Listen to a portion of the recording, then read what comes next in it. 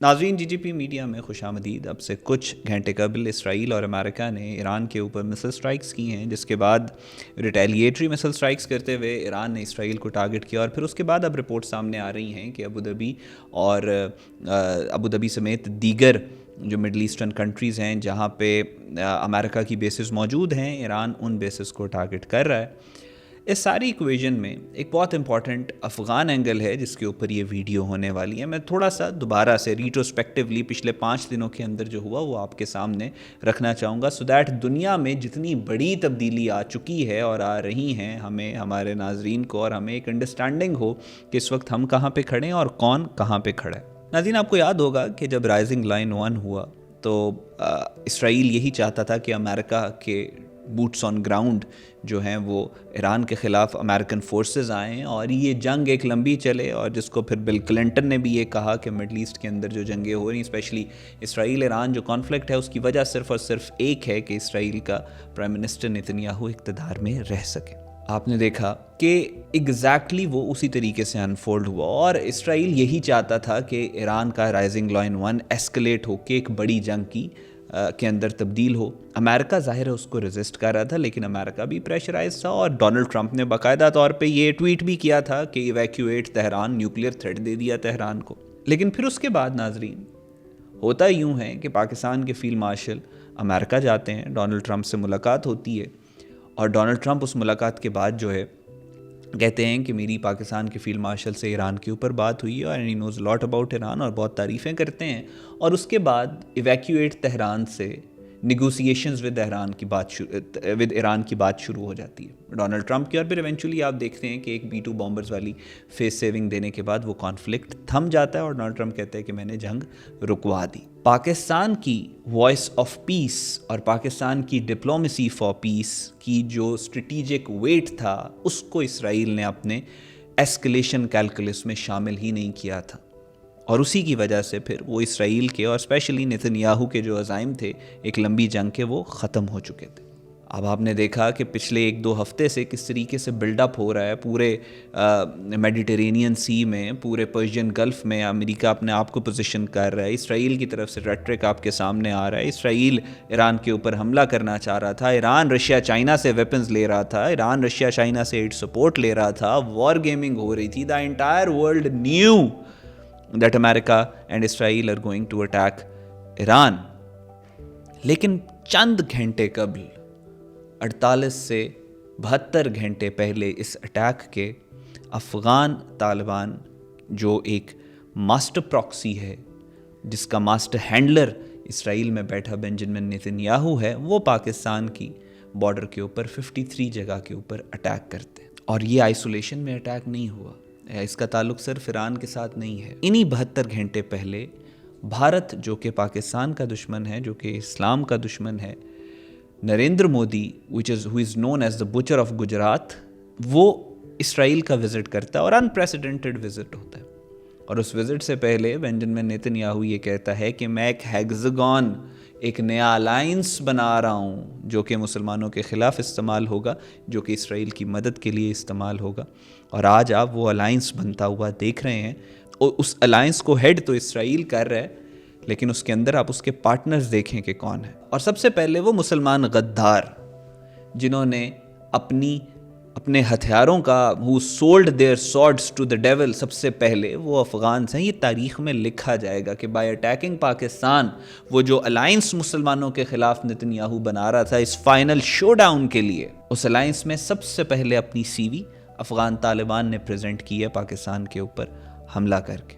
So now you سی کہ اس وقت افغان طالبان کی، بھارت کی اور اسرائیل کی کیا سٹینڈنگ ہے۔ یہ ٹرائی اینگل آف ایول ہے جو مسلم دنیا کے اوپر مسلط ہوا ہے۔ آپ کو یاد ہوگا رائزنگ لائن 1 میں ایران نے 2.5 ملین افغانز کو ایران سے نکالا رائزنگ لائن 1 کے بعد، یہ کہہ کر کہ یہ کرٹیکل ایرانی انفارمیشن اسرائیل کو دیتے ہیں۔ یہ ان کی کریڈیبلٹی اور ان کی حقیقت ہے۔ یہ وہ غدار ہیں جو پچھلے 1400 سالوں سے کسی دشمن نے مسلم امت کو اتنا نقصان نہیں پہنچایا جتنا ان غداروں نے، اس طرح کے غداروں اور ان کے آباء و اجداد نے پہنچایا۔ یہ اپنے آپ کو کہتے مسلمان ہیں but they have absolutely nothing to do with Islam. میں حیران ہوتا ہوں کہ ہمارے کچھ اسکالرز بھی کہتے ہیں کہ یہ face of the Muslim world ہیں اور یہ افغان طالبان اور یہ جہاد اور یہ سب کچھ اس چیز کی نشانی ہے۔ جتنا نقصان افغان طالبان نے مسلمانوں کو اور مسلمانوں کے امیج کو پہنچایا ہے، شاید ہی کسی کافر نے اتنا نہ پہنچایا ہو۔ میں آپ کو فیکچولی یہ بات کہہ رہا ہوں۔ ہم پتہ نہیں اپنے آپ کو ریلیجس اسکالر بھی کہہ دیتے ہیں اور پھر ہم ان کو بھی کہہ دیتے ہیں کہ یہ بہت بڑے اسلام کے دائی ہیں۔ ان کا کیا تعلق کیا ہے ان کا اسلام کے ساتھ؟ افغانستان کے اندر کون کہتا ہے کہ اسلامی نظام ہے؟ یہ کہاں سے اسلامی ہے؟ جہاں تک اسٹیٹ ہوڈ کی بات ہے، مقاصد الشریعہ کی اگر آپ بات کریں تو 6 بیسک ریکوائرمنٹس ہیں اس کی۔ سب سے پہلی پروٹیکشن آف دین ہے۔ کیا افغانستان کے اندر دین پروٹیکٹڈ ہے؟ جس طریقے کا سلوک وہ مائنورٹیز کے ساتھ کر رہے ہیں، جس طریقے کا سلوک وہ غیر مسلموں کے ساتھ کر رہے ہیں، جس طریقے کا پری اسلامک جو پیگنزم تھا، جو عصبیت جہلیہ جس کو کہتے ہیں، اس کی بیس کے اوپر جس طریقے سے وہ اپنی سوسائٹی کو اور ایتھنیسٹیز کو ٹارگٹ کر رہے ہیں، اس کا کوئی اسلام کے ساتھ لینا دینا ہے؟ پھر اس کے بعد پروٹیکشن آف لائف ہے۔ کیا افغانستان کے لوگوں کی جان محفوظ ہے؟ شرعی اعتبار سے اگر دیکھیں، رسپانسبلٹی ہے ایک اسلامک اسٹیٹ کی، کیا محفوظ ہے وہاں پہ لوگوں کی جان؟ جس طریقے سے پرانے جو افغان ان کی قبریں کھود کے، ان کی جو افغانستان کی فوج تھی اس کی پرانے جو لوگ مر گئے ہیں ان کی قبریں کھود کے ان کے جسموں کو نکال کے میوٹیلیٹ کیا جا رہا ہے، اس کا اسلام کے ساتھ کیا تعلق؟ اور آفیشلی ہو رہا ہے یہ۔ جس طریقے سے وہاں کے لوگوں کو ٹارگٹ کیا جا رہا ہے، مارا جا رہا ہے، قتل کیا جا رہا ہے، کہاں سے کون سی پروٹیکشن آف لائف دے رہے ہیں؟ اور اس کے بعد جو آپ کی انٹلیکٹ، پروٹیکشن آف انٹلیکٹ ہے۔ کون سے اسکول کالجز؟ وہ تو چاہتے ہی نہیں ہیں، جو اسکول کالجز تھوڑے بہت تھے بھی انہوں نے اس کو بھی بند کر دیا تاکہ علم کوئی حاصل نہ کر سکے، کیونکہ اگر افغانز پڑھ لکھ گئے تو پھر ان طالبان کی حکومت نہیں رہے گی وہاں پہ۔ پھر اس کے بعد رائٹ ٹو پراپرٹی، مال کہاں پہ ان کا، کس کا مال افغانستان کے اندر محفوظ ہے، کس کی اولاد افغانستان کے اندر محفوظ ہے؟ تو یہ جو 6 پرنسپلز ہیں ان کو تو یہ پروٹیکٹ کر نہیں رہے کسی صورت۔ جس طرح زائنزم نے جوڈائزم کو ہائی جیک کیا، جس طرح ایونجلیکل کرسچین زائنس نے کرسچینٹی کو ہائی جیک کیا، اسی طرح یہ ان کی اٹیمپٹ ہے اسلام کو ہائی جیک کرنے کی۔ ان کا کوئی تعلق اسلام کے ساتھ نہیں ہے۔ کہتا تو یزید بھی اپنے آپ کو مسلمان تھا۔ جتنا نقصان انہوں نے مسلم امت کو پہنچایا ہے، 9/11 کے بعد اسامہ بن لادن کو انہوں نے اپنے پاس رکھا، وہ جو ایسٹ تھا اسلام کے دشمنوں کا، جس نے جواز فراہم کیا ون وے اور دی ادر۔ انہوں نے وار آن ٹیرر تو کرنی تھی، لیکن وہ جواز فراہم کرنے میں ایک حد سے زیادہ جا کے افغان جو طالبان تھے انہوں نے فیسیلیٹیٹ کیا امریکہ کو کہ جی ٹھیک ہے، ہم نے اس کو رکھا ہوا ہے، تمہیں ہم پورا جواز دیتے ہیں کہ تم مسلم دنیا کے اوپر حملہ کرو۔ دنیا میں سب سے زیادہ 80 to 90% جو حشیش کی پروڈکشن ہے وہ افغانستان میں ہوتی تھی۔ یہ اسلامی ملک ہے۔ آج بھی اگر آپ بات کریں تو میتھ کی سب سے زیادہ ریفائنڈ اور جدید لیبز آپ کو افغانستان کے اندر نظر آتی ہیں۔ دنیا کے ٹاپ میتھ مینوفیکچرنگ کنٹریز میں افغانستان ہے۔ یہ مسلمان ملک ہے۔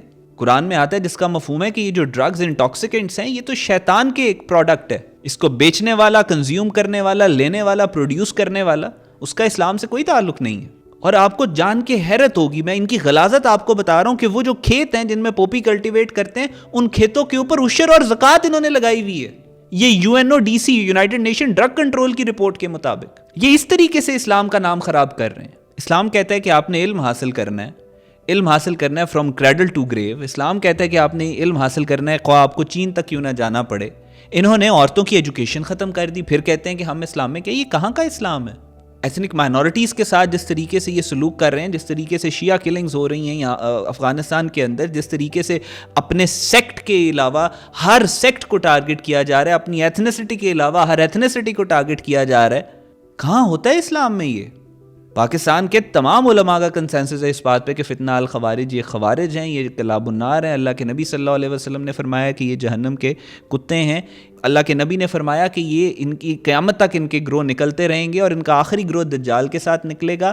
نشانیاں فرمائی ہیں حدیث شریف میں کہ یہ کافروں سے مدد لے کے مسلمانوں کے خون کو حلال قرار دیں گے۔ آپ دیکھ رہے ہیں کہ وہ اسرائیل انڈیا سے مدد لے کے پاکستان پہ حملہ کر رہے ہیں، اور یہ افغان طالبان ان خوارج کو سپورٹ کر رہے ہیں، ان کی جنگیں لڑ رہے ہیں جن کو اللہ کے نبی صلی اللہ علیہ وسلم نے فرمایا کہ یہ جہنم کے کتے ہیں۔